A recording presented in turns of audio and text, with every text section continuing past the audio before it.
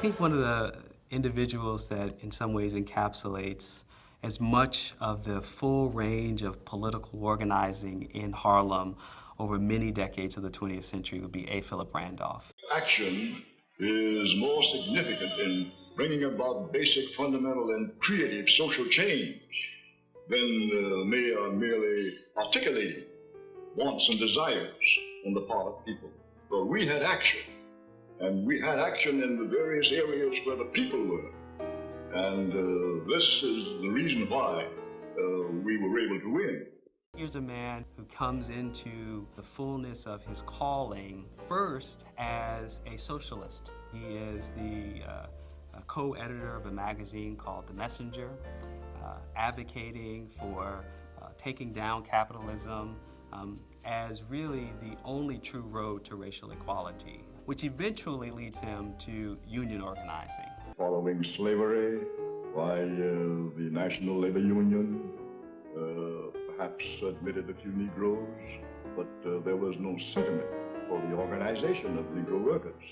And so he founds the Brotherhood of Sleeping Car Porters and Maids. The and maids gets dropped off over time, but initially it really was a mass labor movement organized around increasing wages and benefits for black porters and maids on Pullman cars, which traveled all around the country. This is one of the reasons, too, why there was a feeling of uprising among the Negro workers in the railroad industry. Black men during that period could not become members of the trainmen's union, or the firemen's union, or the engineers' union, or the conductors' union. This was the reason why there was fermentation among the porters that gave birth to the Brotherhood of Sleeping Car Porters. We had a group of unquestionably dedicated, aggressive, militant men who were willing to go without bread for the purpose of organizing this union. And of course we did go without bread. So that this was a long period of some 12 years before we had the opportunity of walking into the office of the Pullman Company for the purpose of sitting around the board to negotiate a contract. And we only were able to do that as a result of winning a national election.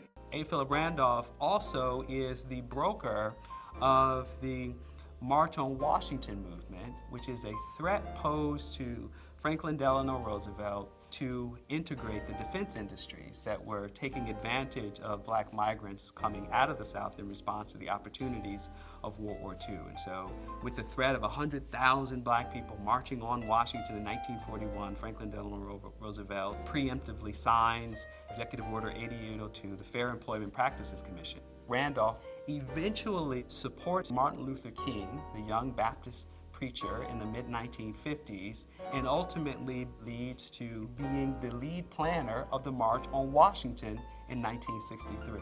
A. Philip Randolph even lived long enough to witness the influence of Malcolm X on this community.